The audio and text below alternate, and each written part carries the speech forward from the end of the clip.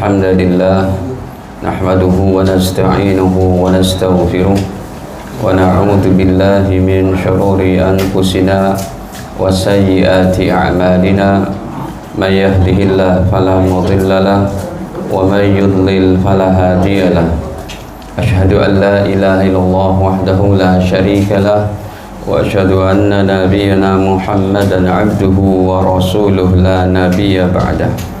Allahumma salli wa sallim alaihi wa ala alihi wa sahbihi wa man ittaba'ahum bi ihsan ila yaumil qiyamah, amma ba'd. Fa ya ma'syaral muslimin wal muslimat, usikum wa nafsi bi taqwallah, faqad fazal muttaqun.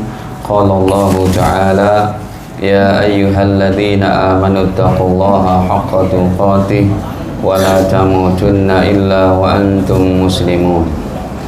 Alhamdulillah, para hadirin kaum muslimin wal hadirat kaum muslimat, para jamaah yang dirahmati Allah Ta'ala, sebelumnya marilah senantiasa kita panjatkan puji syukur kehadirat Allah Subhanahu wa Ta'ala atas segala limpahan nikmatnya pada kita semua, terutama sekali nikmat iman, Islam, sehat, afiat. Walaupun tadi hujan deras, tetapi alhamdulillah tidak menghalangi kita untuk kembali kita bersujud bersama dalam sholat maghrib berjamaah, dan tidak kalah pentingnya sama-sama kita menghadiri kajian lanjutan dari tema kita yang sudah kita bahas bulan lalu, hadis amalan ringan berpahala besar. Para jamaah dirahmati Allah, sudah kita lewati berapa nomor Pak? 4 ya. Yang terakhir adalah 4 rakaat sholat sunnah ba'da isya. Ya, 4 rakaat sholat sunnah ba'da isya ini berpahala seperti kita menjalankan 4 rakaat di malam Lailatul Qadar. Kemarin kami bawakan hadisnya ada 4, yang 1 derajatnya sahih, yang 3 derajatnya hasan. Ya, tinggal kita amalkan tuh. Kalau bisa ba'da isya kita 4 rakaat Pak. Ya, qobliyah duhur dan ba'diyah duhur kalau bisa juga 4 rakaat. Pahalanya apa? Diharamkan masuk ke dalam api neraka. Nih, kita ini kan dikit ya, mungkin pada lupa kali ya. Udah sebulan kan? Nabi bersabda, man hafadha ala arba'i raka'atin qabla duhur. Siapa orangnya yang menjaga. Jadi kata-kata baginda Rasul menjaga, betul-betul dijaga itu tiap hari. Qobliyah duhurnya 4 rakaat, ba'diyahnya 4 rakaat. Maka kata Nabi, haramallahu 'alan nar. Allah haramkan dia masuk ke dalam api neraka. Ringan, tidak berat. Kalau pahala haji umroh, dosa kita terhapus seperti bayi baru dilahirkan, ataupun dosa kita diampuni oleh Allah sesuai dengan dibawa tenggelam oleh matahari padang Arafah tanggal 9 Zulhijjah, itu wajar. Kenapa? Karena berat. Haji berat, biayanya mahal, ya, tinggalin anak istri, panasnya bukan main di padang pasir Arafah. Pahalanya seperti itu wajar. Kalau ini berat di mana? Berat di hati kali ya. Tinggal 4 rakaat doang, paling berapa menit? 2 rakaat dapat 2,5 menit, 2 rakaat lagi 2,5 menit, cuma 5 menit. 5 menit untuk akhirat loh. Main handphone aja sampai habis sholat aja masih lihat handphone. Iya kan, kita mau ngerekam nih Pak. Ada tujuannya. Baik, hadirin, kita lanjut saja. Nomor 5. Ini diantaranya memang dari salah satu buku yang saya tulis sendiri, buku ini. Gitu. Kalau di sini mau cetak boleh, nanti saya kasih PT, saya kasih dokumennya. Tinggal dicetak, dibagiin gitu. Cuma memang isinya cuma hadis saja. Penjelasannya dari kita sendiri. 12 rakaat sholat sunnah rawatib. Ini udah belum? Kalau godek berarti belum. 12 rakaat sholat sunnah rawatib. Ya, kita buka dulu hadisnya. An Ummi Habibah taqul, dari Sayyidah Ummu Habibah, sami'tu Rasulullah sallallahu alaihi wasallam yaqulu, aku mendengar Nabi SAW bersabda, man shalla, siapa orangnya yang sholat, isnatai asyrah rakaatan, 12 rakaat, fi lailatin wa fi yaumin wa lailatin, sehari semalamnya 12 rakaat, maka bunyalahu bihinna baitun fil jannah, Allah akan buatkan baginya yaitu satu rumah di dalam surga. Setiap hari itu, setiap hari bisa kita cicil dapat satu rumah di surga dengan 12 rakaat setiap harinya minimal. Mana 12 rakaatnya itu disebutkan di sini sama tidak ya, boleh, baik kita buka hadisnya, dijelaskan di sini. Di antaranya dalam hadis Imam Tirmidzi, ini kita buka kitabnya langsung. Baginda bersabda, man sabara, siapa orangnya yang istiqomah, jejak melakukannya. Ya, hadisnya sahih gharib, sahih lah, nomor 416 dalam riwayat Imam Tirmidzi. Baginda bersabda, man sabara, siapa orangnya yang istiqomah, ala sintai asyrah rakaatan minas sunnah, dia jalankan 12 rakaat dari sunnah setiap harinya, qobliyah ba'diyahnya, banallahu lahu, ini ada Pak Muadzin di sini. Antum nggak ngadzan di sana? Ada satunya. Oh, saya kira alpa absen gitu. Ntar dimarahin Haji Bakti. Baik. Ya. Banallahu lahu baitan fil jannah, maka Allah akan buatkan baginya satu rumah di surga. Nah, disebut ini perinciannya, arba'a raka'atin qabla zuhur, 4 rakaat sebelum zuhur, wa raka'ataini ba'daha, tapi di sini 2 rakaat ba'da zuhurnya. Ya. Oke, nggak apa-apa, nanti kita hitung semuanya. 2 rakaat ba'da zuhur berarti sudah berapa? 6. Wa raka'ataini ba'dal maghrib, dan 2 rakaat sesudah maghrib, 8. Wa raka'ataini ba'dal isya'i, dan 2 rakaat setelah isya. Wa raka'ataini qablal fajri, dan 2 rakaat sebelum fajar, sebelum subuh. 12 tuh semuanya. Nah, ini kalau kita jaga dapat seperti itu. Sekarang kita tambahin, para jemaah yang dirahmati Allah, ya, bahwa sholat qobliyah ba'diyah sehari semalamnya, baik yang muakkadah ataupun yang tidak muakkadah, itu jumlahnya ada 24. Ya, baik yang apa, muakkadnya sama ghair muakkad. 2 rakaat qabla subuh, kemudian 4 rakaat qabla zuhur, kemudian 4 rakaat ba'da zuhur. Udah berapa tuh? 10. Kemudian 4 rakaat qabla asar. Asar pun 4 rakaat bagusnya. Pahalanya apa? Dirahmati oleh Allah Ta'ala dengan rahmat bercurah-curah. Kemudian 2 rakaat qabla maghrib, kemudian 2 rakaat ba'da maghrib, kemudian 2 rakaat qabla isya, yang ghair muakkadahnya sekalipun kita hitung juga, kemudian 4 rakaat ba'da isya. Coba hitung berapa semua? 24. Jadi kalau kita sholatkan seperti ini lebih hebat lagi, hadirin. Hadisnya sudah kita bicarakan pada nomor yang sebelumnya. Baik. Jadi para jamaah yang dirahmati Allah, sholat rawatib ini tujuannya bisa menambal, sekalipun tadi Nabi sudah sabdakan akan pahalanya yang begitu hebat, ini bisa menambal daripada sholat wajib kita yang bolong, bukan yang bolong, sholat wajib kita yang banyak cacatnya. Setelah takbir Allahu Akbar, yang diingat nanti habis pengajian makan apa ya? Ya, pecel lele kan, gudeg Jogja. Sholatnya ini hadirin dalam keadaan cacat begitu, berkurang nilainya. Kenapa? Karena kita tidak khusyuk memikirkan apa yang kita ucapkan dalam sholat, atau hanya untuk Allah, kita masih memikirkan benda yang lain. Maka bisa ditambal dengan ini. Ya, bukan menggantikan.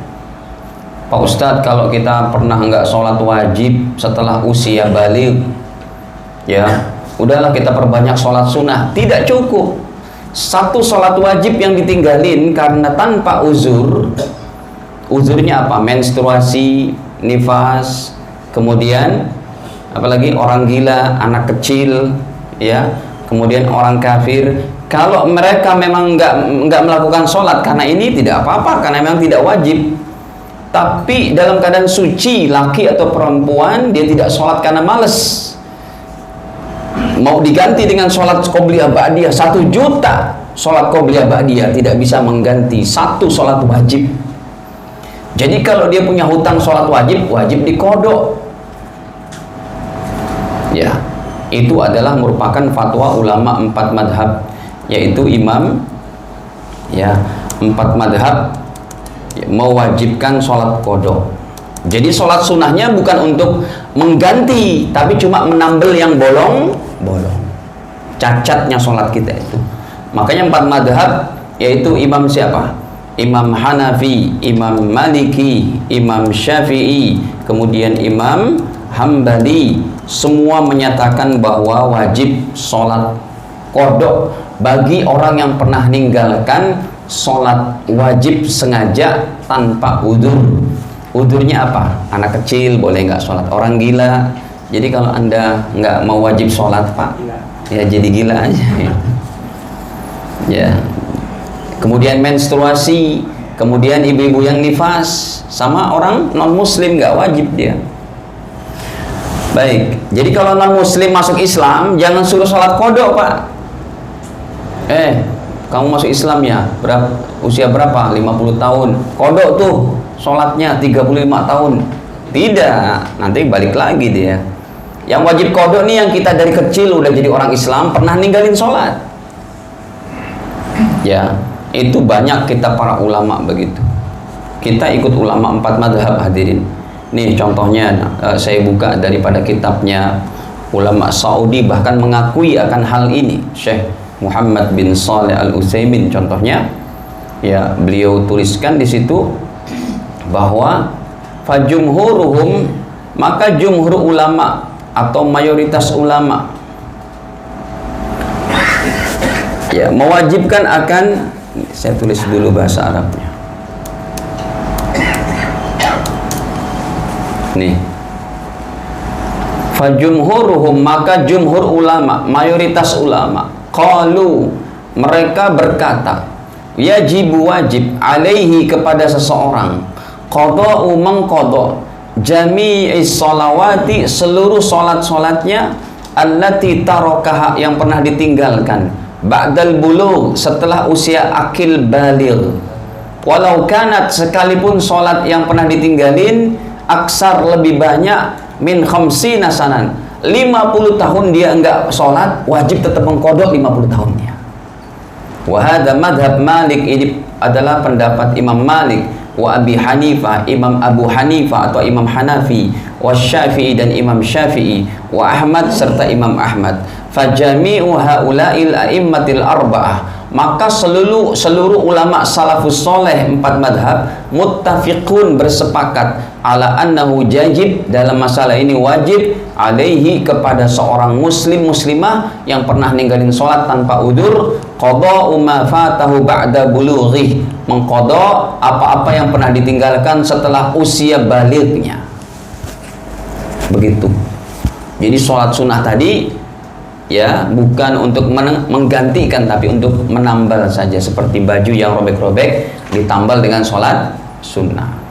Baik, hadirin, ini diantaranya nomor 5, ya, sudah. Kita masuk nomor 6. 2 rakaat sholat isyraq, ringan dilakukan, tapi pahalanya masya Allah, seperti haji dan umroh, sempurna, sempurna, sempurna. Ya, biasa kita kalau kemarin tuh hari Jumat kajian di Anur, kita sampai isyraq, ya sudah terbit matahari, lebihkan 10-15 menit, kita sholat di situ 2 rakaat nih. An Anas bin Malik, dari Sayyiduna Anas bin Malik, beliau berkata, qala Rasulullah sallallahu alaihi wasallam, baginda bersabda, man shallal ghadata, siapa yang sholat subuh berjamaah, siapa yang sholat subuh fi jama'atin, berjamaah, ya, summa qa'ada, kemudian dia tidak kemana-mana tuh, duduk di tempat duduknya di masjid, yadkurullaha, berzikir atau baca Quran atau menyibukkan dengan doa-doa, hatta tatlu asyamsu, sampai terbit matahari, summa shalla rakaatain, kemudian ia sholat 2 rakaat, kanat lahu, maka baginya pahala ka ajri hajjatin wa umroh, seperti pahala haji dan umroh. Qala Rasulullah, Rasul menambahkan, tamah sempurna haji umrohnya, tamah sempurna haji umrohnya, tamah sempurna haji umrohnya. Hadirin, jadi haji umroh ini pahalanya kita dapati bisa setiap hari, sangat ringan. Habis sholat subuh di masjid, jangan kemana-mana. Kalau ibu-ibu sholat subuh di rumah, di tempat sholatnya, kalau emang sholatnya di rumah, ya, kemudian nggak kemana-mana sampai terbit matahari, sekitar jam 6 kurang 15 menit sudah boleh sholat itu, maka dapat pahala haji dan umroh sempurna. Kalau ibu-ibunya sholat subuhnya di musola sini, ya udah berzikir sampai tuntas, sampai terbit matahari, baru pulang ke rumah. Begitu. Sebagian ulama juga membolehkan, sumpamanya kita mau kerja nggak bisa berzikir karena harus apa persiapan ini itu. Sebagian ulama kecil membolehkan sholat isyraq juga di rumah kalau dia dalam keadaan seperti itu, ya, sumpamanya dia sibuk. Tapi yang tepatnya itu lebih baiknya kita jalankan sebagaimana yang di hadisnya ini. Habis sholat subuh berjamaah, nggak kemana-mana, ya, kemudian berzikir sampai terbit matahari. Ini kan ada nih jadwal. Nah, itu tulu'nya itu jam 5:24. Tulu' artinya terbit matahari. Jam 5:24. Tambahin 10 sampai 15 menit. Jadi berapa? Jam 5:45 atau 46. Setelah itu sholat isyraq, dapat pahala seperti itu. Ya, hadirin, sangat dimudahkan. Padahal kita mau dapat pahala haji umroh yang sempurna susah, Pak. Harus menyediakan uangnya, ya, udah lagi belum kalau kita berangkatnya pakai yang reguler pemerintah. Nunggunya aja berapa tahun Bekasi, Pak? Ini Jakarta Timur atau Bekasi? Oh, masih Jakarta Timur. Berarti paling pinggirnya ya? Bukan pinggir laut. Berbahasa sama Bekasi berarti. Oh iya betul. Tapi antum masih orang Jakarta ya. Nah, keren lah Jakarta. Baik, jadi apa itu? Kalau kita ikut pemerintah saja ngereguler, nunggunya berapa belas tahun, Pak? Bisa 15 tahun. Ada keluarga kita daftar nih. Berangkatnya tahun berapa? 2049. Masya Allah, itu presidennya udah berapa periode itu? Nggak tahu lagi kapan, 2049, 2045. Ya, baru dapat pahala sempurna. Makanya dipermudah oleh Nabi. Pahalanya tetap dapat sempurna haji umroh dengan cara kita sholat subuh berjamaah, kemudian berzikir atau ikut majelis taklim, ya, atau ikut mendengarkan ceramah sampai terbit matahari 5:24, lebihkan 10 sampai 15 menit, sholat 2 rakaat gitu. Baik. Nah, para jamaah, ini diantaranya sabda Nabi dari nomor 6. Nomor 7, hadis ke-7, 2 rakaat sholat duha minimal. Karena setiap hari kita mesti berikan sodakoh itu kepada setiap persendian kita. Ya, ada 360 persendian pertemuan tulang kepada tulang yang lain, baik besar atau kecilnya, 1, 2, 3, terus hitung aja tuh, semuanya ada 360. Kalau kita sodakokan 1 persendian aja 1.000 rupiah, berarti sehari minimal kita ngeluarin 360.000. Bang Ical kali ya tiap hari ya bisa sodakonya 360.000, kaya banget ya. Siapa yang bisa kira-kira? Haji Bakti mungkin bisa ya, 360.000 sehari. Tapi dipermudah oleh Nabi. Baca tasbih sedekah, baca hamdalah sedekah, perintah kebaikan sedekah. Semuanya dicukupkan kata Nabi, cuma dengan minimal sholat duha 2 rakaat. Ya, tapi nanti kita tambahin. Nih, An Abi Dzarrin radhiyallahu anhu, dari sahabat Abu Dzar, anin Nabi sallallahu alaihi wasallam, dari Nabi SAW, annahu qala, sesungguhnya ia berkata, Nabi bersabda, yusbih ala kulli sulama, setiap paginya itu persendian-persendian daripada min ahadikum, salah seorang di antara kalian, sedekah, ada sedekahnya itu. Fa kullu tasbihatin sedekah, setiap baca subhanallah jadi pahala sedekah. Wa kullu tahmidatin sedekah, setiap baca alhamdulillah jadi apa? Sedekah. Wa kullu tahlilatin sedekah, setiap baca la ilaha illallah, la ilaha, jadi pahala apa? Sedekah. Wa kullu takbiratin sedekah, setiap baca Allahu akbar sedekah. Wa amrun bil ma'ruf, memerintahkan kebaikan, adalah sedekah. Apa perintah kebaikan? Tadi tuh kita mau ke masjid, tetangga kita masih nongkrong depan pintu, kita bilang, Pak, ke masjid yuk. Itu jadi pahala sedekah. Tapi jangan ditambahin, ke masjid lo, masuk neraka lo nggak ke masjid. Jangan gitu. Ya, itu kasar banget. Ya, ayo Pak ke masjid gitu. Wa nahyun 'anil munkar, dan mencegah perbuatan jahat, perbuatan dosa, perbuatan buruk, sedekah. Ya, kita lihat nih, contohnya anak-anak kita masih SMP udah pada ngerokok. Kita bilangin, nak, kamu ngapain ngerokok? Gak boleh merokok. Itu jadi sedekah.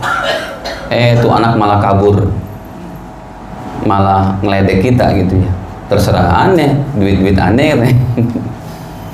Nggak apa-apa, yang penting kita dapat pahala apa? Sedekah. Alhamdulillah saya lihat warga Ar-Rahman. Ini musola apa? Ar-Rahman kan? Masya Allah, pada soleh-soleh, nggak ada yang ngerokok satupun. Ya, alhamdulillah. Bibirnya pun pada merah-merah, itu merekah gitu. Salut lah ya Pak. Jangan merokok ya Pak ya. Di masjid, di musola aja nggak ngerokok, apalagi di luar kan. Kebalik ya Pak. Wa yujzi'u min dzalik, dan mencukupi dari yang demikian. Yang tadi kan berat itu, belum tentu kita bisa tuh sedekah setiap persendian kita dengan uang 1.000 rupiah aja, belum tentu bisa. Kata baginda, wa yujzi'u min dzalik, yang demikian cukup. Rakaatani yarka'uhuma minad duha, dia sholat aja 2 rakaat, sholat apa? Duha, ringan. Tapi kalau bisa sholat duha kita tambah Pak. Kalau sholat duha kita minimal 4 rakaat, dapat 1 rumah di surga.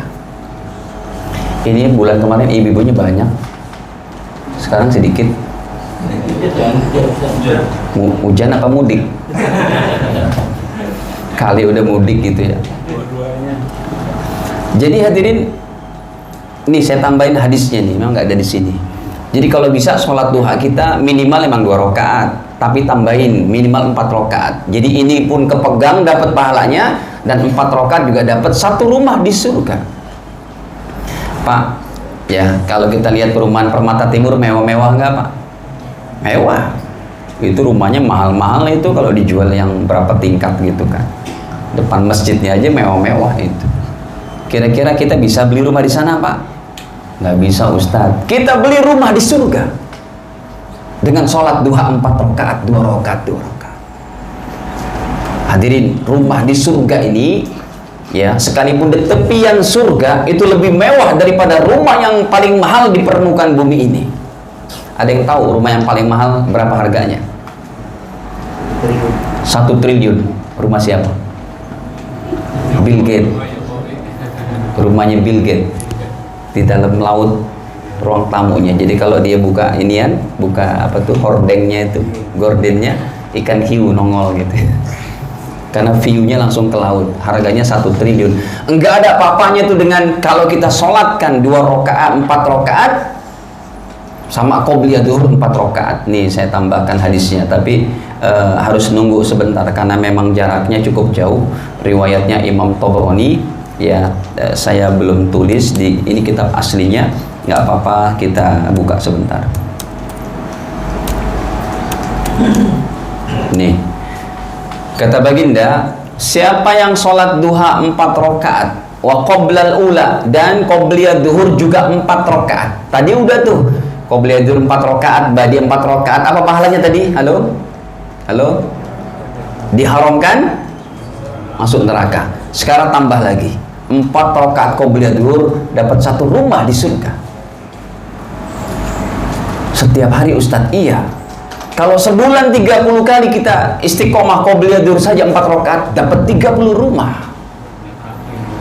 Jadi kita sedang mengumpulkan poin-poin pahala nih di akhirat, di sisa hidup kita ini. Makanya kalau ada orang sholat 4 rakaat duha, nggak ngerti hadisnya, nggak pernah belajar, nggak dapat pahalanya. Karena pahala tidak boleh secara kebetulan, secara niatnya itu. Ya Allah, saya niat sholat qobliyah zuhur 4 rakaat, mau dapat pahala rumah di surga, mau diampuni dosa-dosa saya. Ya Allah, saya niat sholat duha 4 rakaat supaya saya dapat rumah di surga. Dengan ilmu, ngamalin satu amalan dengan apa? Ilmu. Ini hadisnya nih, ya, riwayat Imam Tabrani dalam Mu'jam Al-Awsat. Contohnya pada 4753, qala Rasulullah sallallahu alaihi wasallam, baginda Nabi bersabda, man sholat duha arba'an, siapa yang sholat duha berapa? 4 rakaat. Tadi kan 2 tuh, tambah lagi 2 lagi. Wa qoblal ula, dan sholat qobliyah duhur arba'an 4 rakaat. Apa kata Nabi? Bunyalahu biha baitun fil jannah, dibuatkan baginya 1 rumah di surga. Berarti dijamin masuk surga tuh, Pak. Kalau orang udah punya kafling di mana? Ya. Hadirin, ada orang nih punya duit banyak. Dia mau buat invest 10 tahun, 20 tahun ke depan, kan properti selalu naik tuh. Rumah selalu naik. Dia beli tuh rumah di kafling ini, di komplek ini, dia beli itu. Ya. Udah gitu, hadirin, sebagai invest kan. Dia beli harga 100 juta, 20 tahun ke depan bisa 1 miliar itu. Begitulah kita sedang menginvest rumah terindah kita di surga nanti, hadirin. Makanya penting untuk mengaji supaya amalan kita berbobot, supaya amalan kita kuat, bernyawa di sisi Allah Ta'ala. Sebab kalau orang udah ngamalin satu amalan, nggak ngerti apa-apa, cuma ikut-ikutan, insya Allah cepet bosennya. Insya Allah nggak ada motivatornya untuk dia menjadikan diri dia istiqomah. Tapi kalau kita sudah ngerti, ya Allah, tadi saya belum sholat duha 4 rakaat, nggak dapat rumah, ada penyesalan. Besoknya dia siap-siap untuk istiqomah lagi, kan gitu. Itu pentingnya kita mengerti value, nilai satu amalan. Baik. Nah, ini hadirin diantaranya, ya, nomor ke-7, yaitu sholat 4 rakaat duha dan 2 rakaat sholat duha. Tadi keterangan 4 rakaat tambahan saja.